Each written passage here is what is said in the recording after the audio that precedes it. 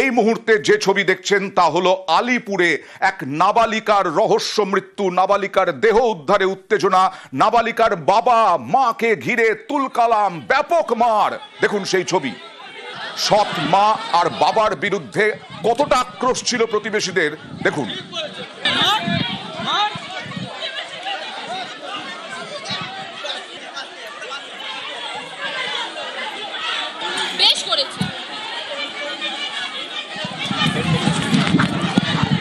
সঞ্জয় রায়, আরজি করে ধর্ষণ খুনে দোষী সঞ্জয় রায়, তার বড়দির মেয়ে, এবং সেই বড়দি মারা গেছেন।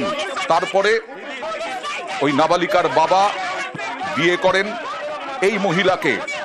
অভিযোগ এই মহিলা নাকি এবং সঞ্জয় রায়ের যে এই মহিলার স্বামী, তারা ব্যাপক অত্যাচার করত নাবালিকার ওপর। আর সেই কারণেই প্রতিবেশীদের এত আক্রোশ। সরাসরি চলে যাব প্রতিনিধি রৌনকের কাছে। রৌনক, এতটা আক্রোশ, এইরকম মারধর, কি অভিযোগ প্রতিবেশীদের?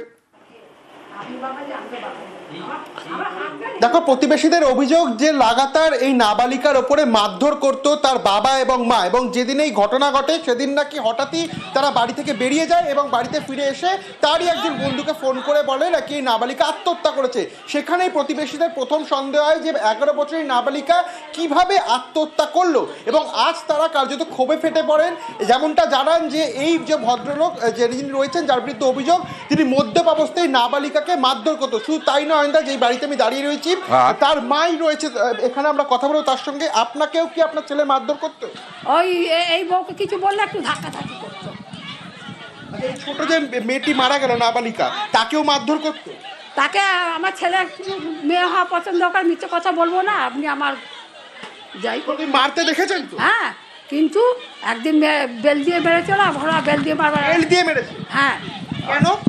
এই চার্জার বেল দিয়ে। আমি চার্জার দিয়ে মারধর করতো ওই নাবালিকাকে? তুই মারলি কেন?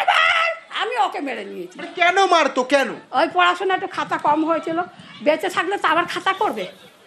এবার চার্জার দিয়ে মারধর? শুনুন, এ বছর যদি খাতা খারাপ হয়, বেঁচে থাকলে। রৌনক, যার বিরুদ্ধে অভিযোগ সৎ মা, সে তো নিজের মাসি, তাই তো? দেখো, একেবারে যে সৎ মা, সেও কিন্তু সঞ্জয় রায়েরই বোন এবং নিজের মাসি। তাকেই পরবর্তীতে তার প্রথম স্ত্রী মরে যাওয়াতে এবং তার প্রথম স্ত্রীও আত্মহত্যা করেছিল গলায় দড়ি দিয়ে। তারপরে এই সঞ্জয় রায়ের যে আরেক বোন, তাকে এই বর্দি মরে যাওয়ার পর সঞ্জয় রায়ের আরেকটি যে বোন, তাকে তিনি বিয়ে করেন এবং যিনি তার বর্তমান স্ত্রী, সেও এই নাবালিকাকে মারধর করতো। এবং শুধু তাই নয়, তার মাকেও ছাড়া হতো না, তার মাকেও কিন্তু বেধড়ক মারধর করা হতো। এবং মদ্যপ অবস্থায় এই ভদ্রলোক এই নাবালিকাকে মারধর করতো। ইতিমধ্যে তোমায় যেখানে দেখাচ্ছি যে রবিবার দিন এই ঘটনা ঘটে, তারপরে কিন্তু পুলিশ আজ সকালবেলায় এই নাবালিকার মা এবং বাবাকে কার্যত উদ্ধার করে নিয়ে যায় আলিপুর থানায়, এবং ইতিমধ্যে যে ঘর, সেই ঘর এখনো পর্যন্ত সিল করে দেওয়া হয়েছে। আমি আসবো তোমার কাছে। দেখুন কতটা আক্রোশ ছিল প্রতিবেশীদের এদের ওপরে, অভিযোগ কতটা ছিল, দীর্ঘদিন ধরে অভিযোগ ছিল। তার মানে না হলে এরকম ভাবে উত্তম মধ্যম দিত না সাধারণ মানুষ। দেখুন।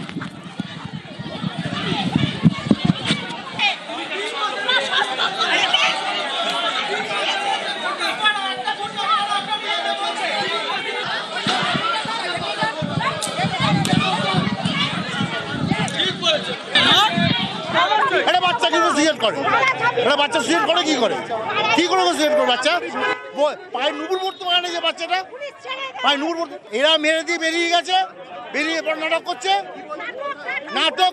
মরে গেছে, গলায় দড়ি দিচ্ছে। একটা বাচ্চা 7 ফুট গলায় দড়ি দিতে পারে ওয়ার্ডরোবের মধ্যে? পারে? সম্ভব সেটা বাবা? আমরা 2 দিন শুধু ওয়েট করেছি, দেখি কি করে। ব্যাপক ক্ষোভ, এমনকি মা বলছেন যে তাকেও মারধর করত তার ছেলে। এই মা কি মনে করেন যে তার ছেলেই ওই নাবালিকাকে মেরেছে? রৌনক, তাকে একেবারে তিনি এমনটাই জানাচ্ছেন, কারণ এর আগেও কিন্তু এই নাবালিকাকে মারধর করা হতো এমনই বলছেন। এবং এই সেই ঘর রোববার দিন যেখান থেকে এই নাবালিকার ঝুলন্ত অবস্থায় দেহ উদ্ধার হয়, আলমারির যে ওপরের যে কাঠ থাকে সেখানে বাধা থাকে এবং সেই নাবালিকাকে ঝুলে থাকতে দেখে, এমনটাই তার মায়ের বক্তব্য। এবং যেটা জানাচ্ছেন, পাশেই ঠিক তুমি দেখতে পাচ্ছ তার ঠাকুমার বাড়ি তিনি ছিলেন, তিনি জানাচ্ছেন যে হঠাৎই নাকি তার মা এবং বাবা বাজারে যাওয়ার নাম করে বেরিয়ে পড়ে এবং বাড়িতে ভেতরে ঢোকে, তারপরই বলে নাকি সেই নাবালিকা আত্মহত্যা করেছে। 11 বছরের নাবালিকা কিভাবে আত্মহত্যা করতে পারে, এটাই কিন্তু পাড়া প্রতিবেশীদের সন্দেহ। মানে পাড়া প্রতিবেশীরা অনেক দিন ধরেই এই সব কাণ্ড দেখে এসেছেন, তাই আজকে এই রকম ভাবে আক্রোশ ফেটে পড়েছে, তাই তো? একেবারে দীর্ঘদিন ধরে তারা এরকম দেখে এসেছেন। এবং প্রথমেই যেটা তারা জানাচ্ছেন যে এই যার বিরুদ্ধে অভিযোগ, তার প্রথম পক্ষের স্ত্রী অর্থাৎ সঞ্জয় রায়ের বড় দিদি, তিনিও গলায় দড়ি দিয়ে আত্মহত্যা করেছিলেন। এবং তারপরই সঞ্জয় রায়ের যে আর এক বোন, তাকেই ইনি বিয়ে করেন।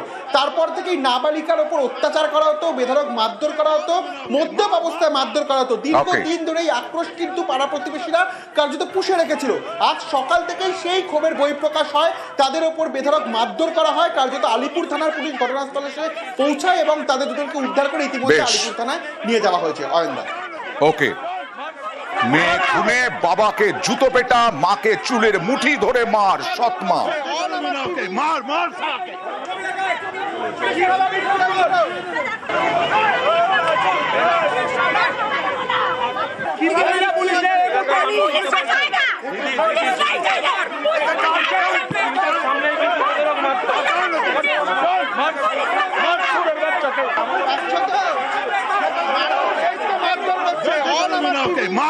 মার। এবারে চলে যাচ্ছি কাল রাতে। প্রচুর বাজি ফেটেছে, নাজেহাল হয়েছেন সাধারণ মানুষ। পোষ্য, পথের কুকুর, রাস্তার কুকুর, বিড়াল সব একেবারে সাংঘাতিক অবস্থা তাদের ভয়ে। অসুস্থ হলেন সুরজিৎ বন্দ্যোপাধ্যায়, নাট্য ব্যক্তিত্ব, অভিনেতা।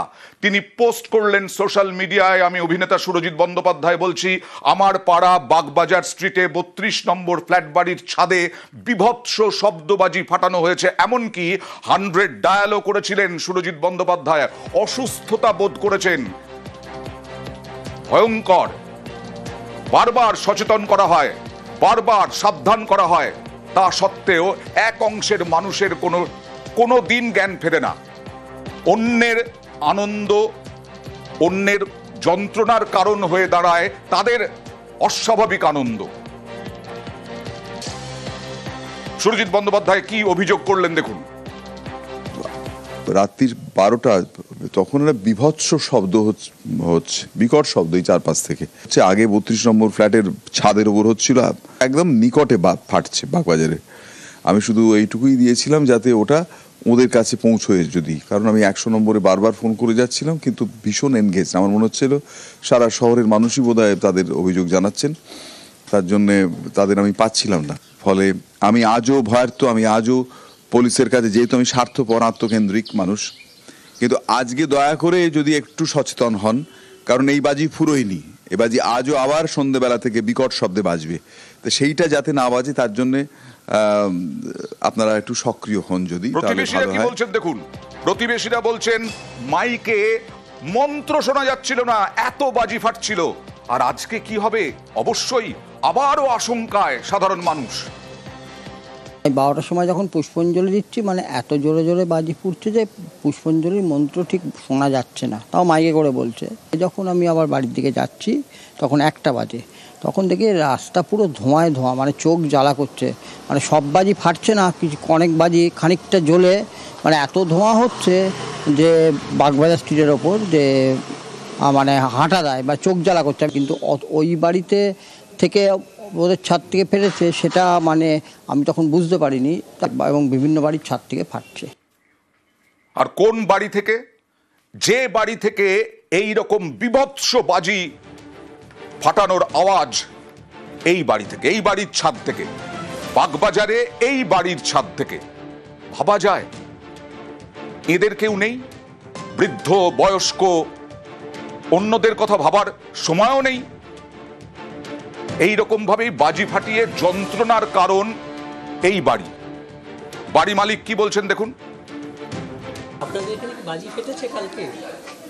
হতে পারে, নিশ্চয়ই বাজি ফেটেছি, না হলে তো উনি বলবেন না। কালকে পুলিশ এসেছিল ওই জন্য তো। পুলিশ এসেছিল? হ্যাঁ। ও, কখন এসেছিল? রাত্রিবেলা পুলিশ 11টার সময় এসেছিল, তারপরে হয়তো নিশ্চয়ই ফেলেছি, নাহলে তো সুরিত করবে না। পুলিশ আসার পর পুরো একদম কমে গেছে।